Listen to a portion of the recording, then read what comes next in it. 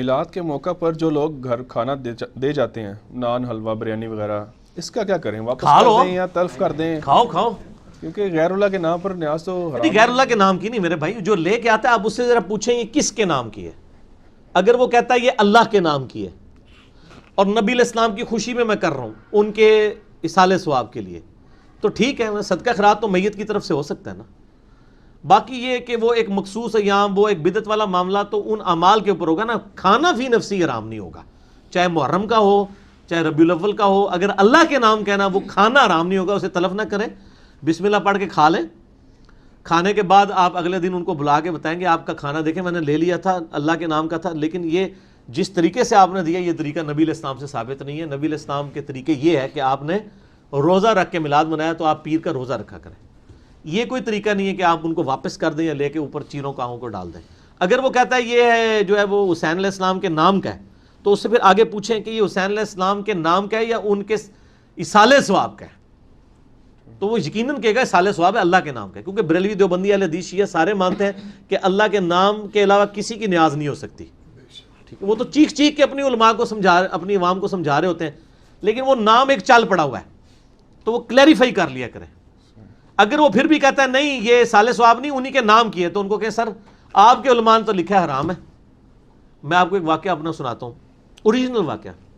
میں گولڈا شریف ایک دفعہ بیٹھا ہوا زمانہ بریلویت میں، ایک بابا جی آئے جی، وہ نا گولڈے کا طواف قبر کا کرنا شروع کر دیا. انہوں نے پہلے 1 یا 2 چکر لگائے، میں ویسے پھر رہا کسی بندے کو ڈھونڈ رہا ہے، لیکن میں نے دیکھا تسبیح پکڑی ہوئی ہے وہ مسلسل چکر کاٹ رہا ہے. مجھے شک پڑا یہ تو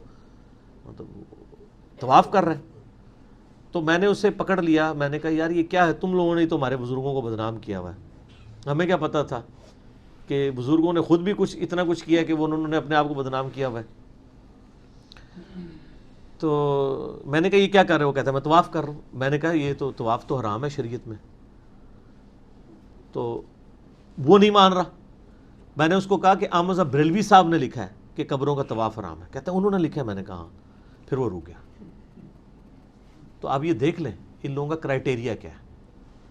لیکن بار شریعت آپ کھول کے دیکھیں، انہوں نے لکھا ہے قبر کا طواف تعظیمی حرام ہے، لیکن برکت کے لیے گرد مزار پھرے تو کوئی حرج نہیں. اٹھو مت بیٹھو، ایسی سٹیٹمنٹ دو کہ جو دونوں کو فٹ ہو جائے. یعنی اگر کوئی طواف کرنے والا آ جائے تو وہ کہے کہ آپ نے حرام لکھ دیا، تو اس کو آپ کہیں کہ جناب آگے بھی پڑھو نا، لکھے کہ برکت سے جائز ہے. اور اگر کوئی کہ آپ نے کیا لکھ دیا برکت کی جائز، ہو کہیں کہ پیچھے پڑھو لکھے حرام ہے. ایک ٹکٹ 2 مزے. یہی المحند المفند میں ہے کہ ہم قبروں اور بزرگوں کے سینوں سے فیض لینے کو غلط سمجھتے ہیں، البتہ جو جائز طریقے سے ہو وہ ٹھیک ہے. اب یہ پوچھیں قبر سے جائز طریقے سے فیض کس طرح لیا جاتا ہے؟ مطلب کوئی ادھر ویب کیم لگایا جاتا ہے، کوئی فون کال ملائی جاتی ہے. یہ سٹیٹمنٹ اس لیے کہ اگر کوئی کہنا آپ قبر پرستی سکھا رہے ہیں تو ان کو کہیں کہ ہم نے تو لکھا ہے کہ جی قبروں سے فیض نہیں لے سکتے. اور اگر کوئی شخص یہ کہے کہ جی آپ نے تو لکھ دیا کہ قبروں سے فیض لینا جو ہے وہ حرام ہے، تو وہ اس کو یہ جواب دیں کہ نہیں دیکھیں نا، ہم نے تو کہا ہے کہ جائز طریقے سے لے سکتے ہیں. وہ طریقے کیا ہیں وہ میں نے ریسرچ پیپر نمبر 6 میں لکھ دیا ہے کہ کیا کیا طریقے ان کے بزرگوں نے اڈاپٹ کیے ہوئے. ٹھیک ہو گیا، دونوں ہی چیزیں باتیں ہیں.